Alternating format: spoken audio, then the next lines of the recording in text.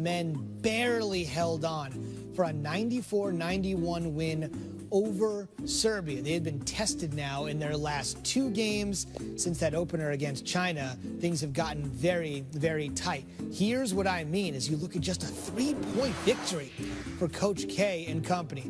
If this is a stock in terms of margin of victory, it is trending down. 57 against China, as I mentioned, then holding on against Australia, a game in which they trailed at the half, and then barely holding off Serbia today in a 1-possession game. They'll finish out group play on Sunday, the Americans will, against France.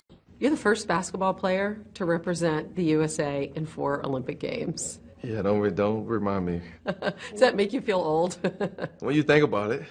None of your contemporaries are doing it. You know, no. LeBron's not here, and Kobe and Dwayne Wade. They didn't, and you did. Why? Yeah, I enjoy it.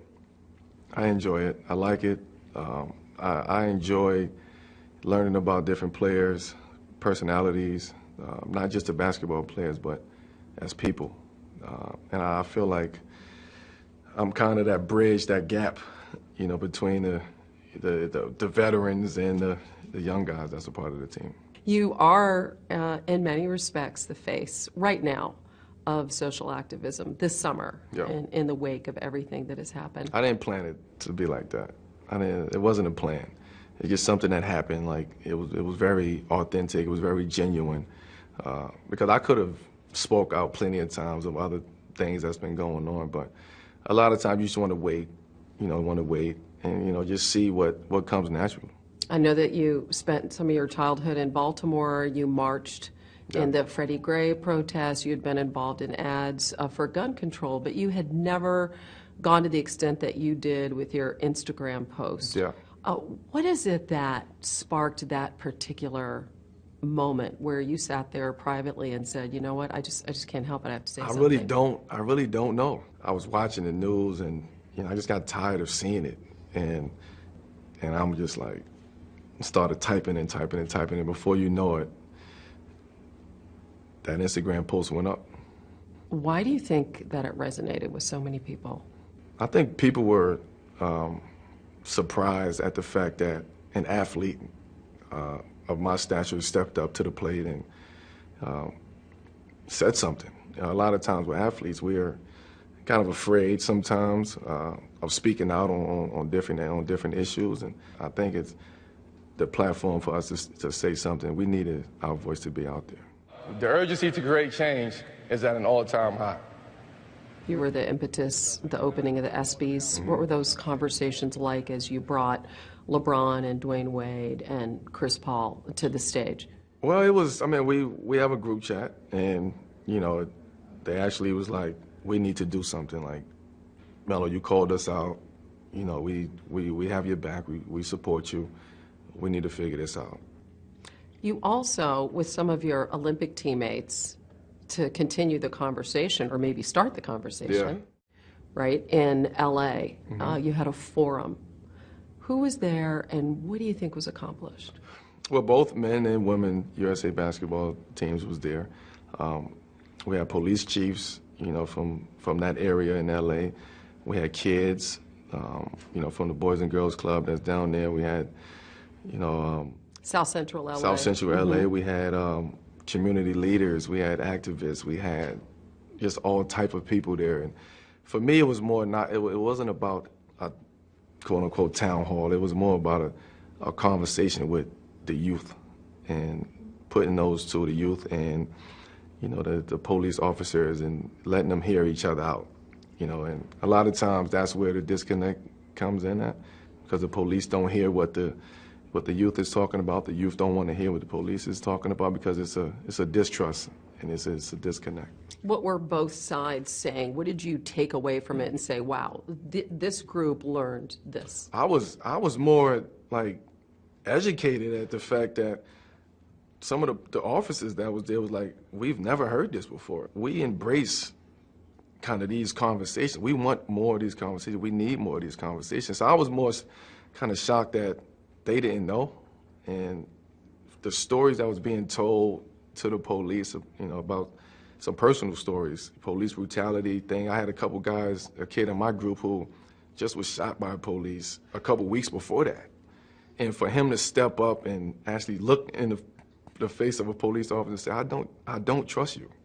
Like that right there was like, oh. Powerful. Yeah, it was like, wow.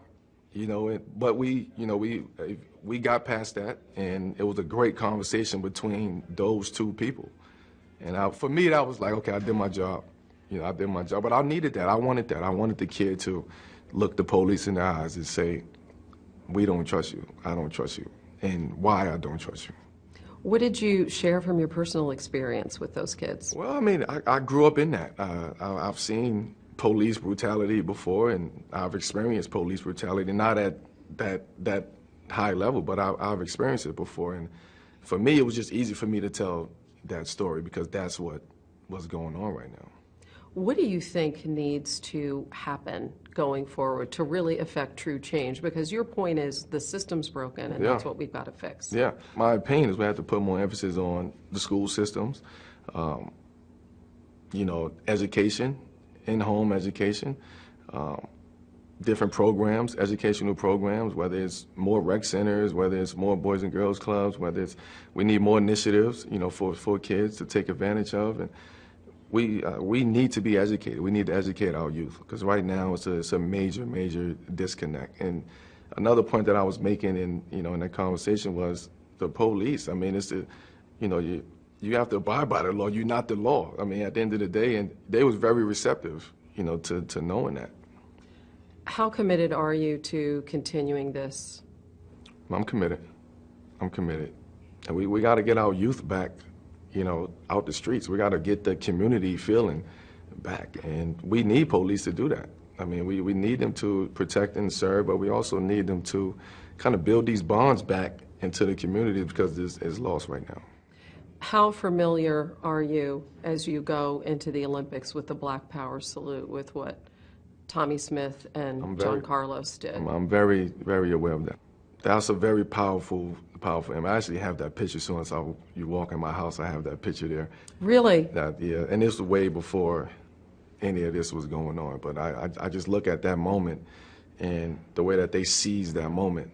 It's a backstory to the guy from Australia that's in that picture too, that was going through something in Australia. He supported them. He supported them, and a lot of people don't know that story. And he suffered consequences. And he suffered consequences back in Australia. So that's another story that I think needs to be told because while we were going through something in our own country, he was going through something in his country. So it wasn't just about us, it was about the whole world. That was in 1968. Think about that. Yeah. And here we are, 2016, and still going through the same thing. As you go to the Olympics and the platform becomes bigger and bigger, have you thought about using the Olympic platform? I've honestly thought about it. I just don't have the answers to what should be done. And then I'll sit back and I'll also say, okay, this is the biggest platform. The whole world is watching. What better way than to make a statement than it is to go out there and win a gold medal and become united. That's bigger than any other protest that we could possibly do on that stage. What sense did you get seeing KD for this first appearance there at Oracle, and now you've seen him play with Draymond and Clay, about how that's going to go? Well, I think they'll have an adjustment period. There's no question about it. Playing with KD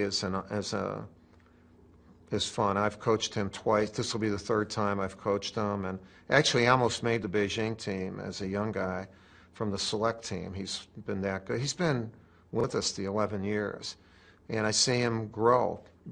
He's even better now because he's very competitive, a little bit more vocal, and is a good teammate. And that night, I wanted it to be special for him because he's very sensitive, and he wants everyone to not necessarily like him, but respect him and think highly of him. So that decision knocked him back, I think, a little bit. And we've been talking. The criticism that he engendered by deciding to go with the Warriors. Yeah, one thing I told him, I said, when you're really good, you're going to be criticized, and you're going to be hated by a certain amount of people. Just if you win and if you're really good. That, don't, you might get 50 letters and 49 of them say how much they love you. Don't let the one letter ruin it.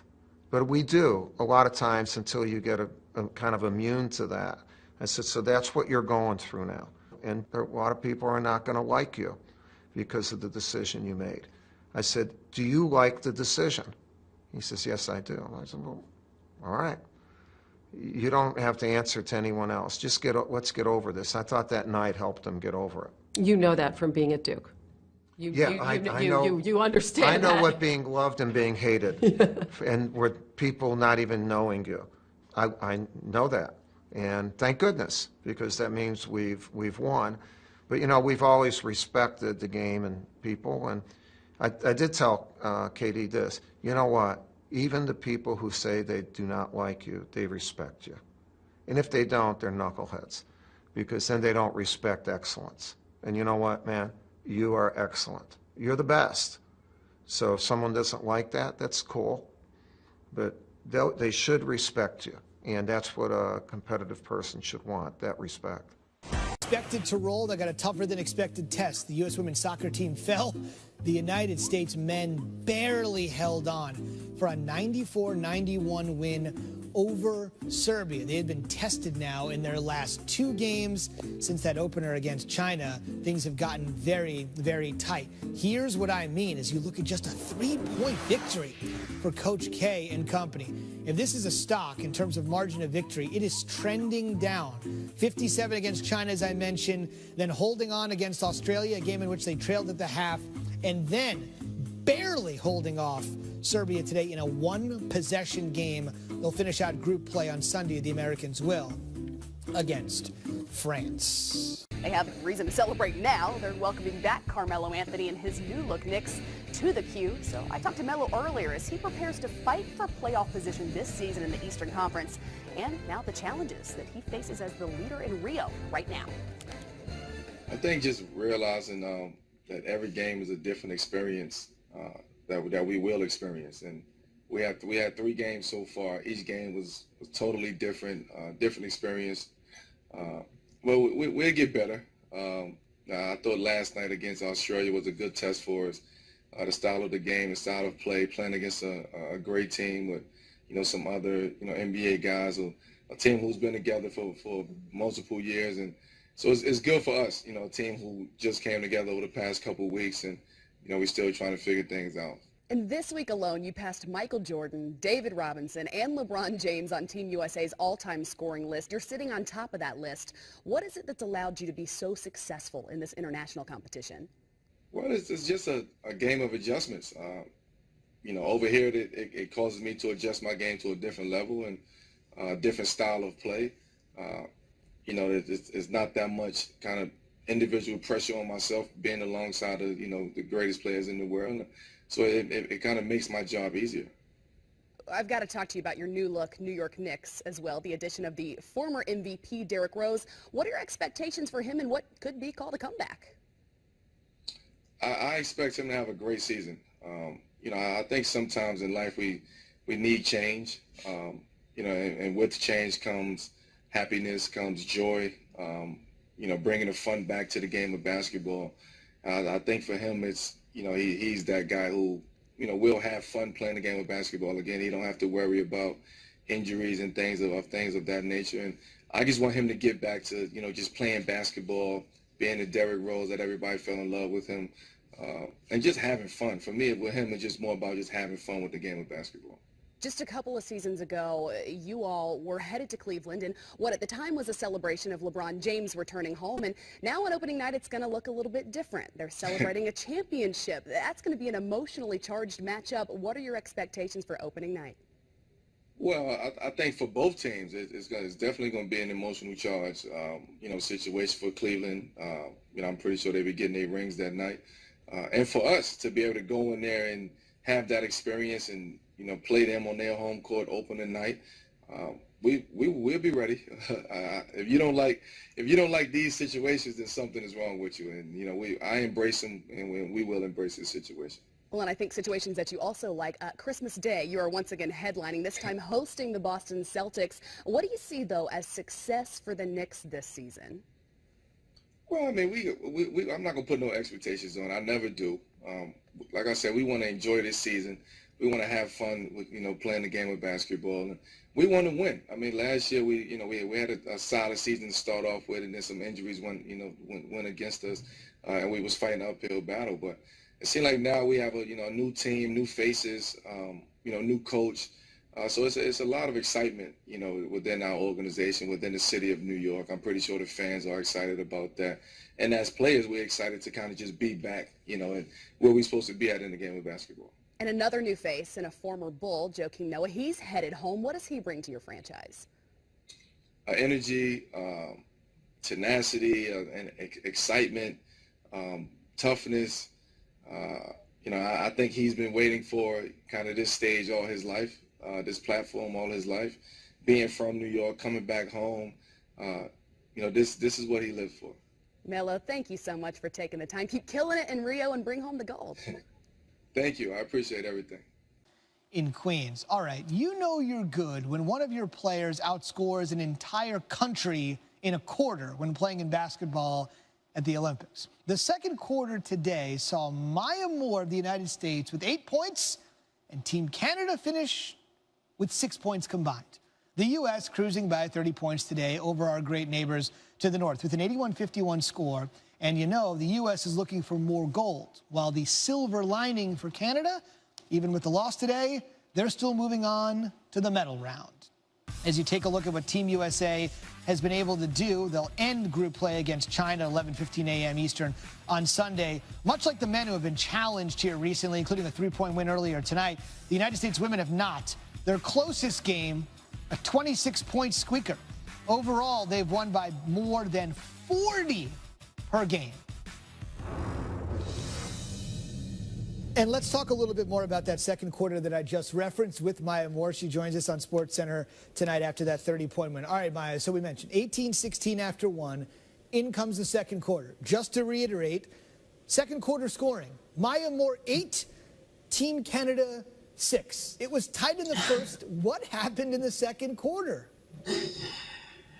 Well, the start of the game is always intense. Both teams are ready to go, full of energy, ready to throw that first punch. But one of our strengths as a team is we like to wear people down. So that second quarter, we can get kind of a second wave going. And, hopefully we put it on the other team in that fashion. So second quarters have been really good to us. Our defense was great, just trying to create a little chaos, be disruptive. And I was just trying to be aggressive, whether that was getting a steal or teammates finding me in the post. So it was a fun quarter for us. That indeed it was. Your stat line was amazing, 12, 8, 4, and 2. I want to talk about another one of your teammates that's been playing outstanding in this tournament that maybe isn't getting some of the attention, and that's Diana Taurasi. She now has 18 three-pointers through all of your games at this particular point. What can you say about her level of play?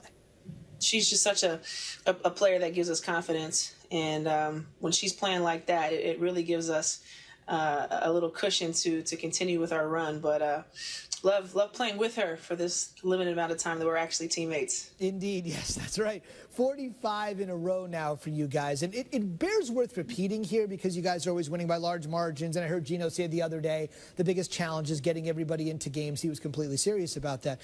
Canada is one of the top 10 teams in the world. I believe they were 9th heading in to the Olympic Games. What does that say? I mean, knocking off country here, knocking off a country there is one thing, but this was a thorough domination of one of the best teams in the world.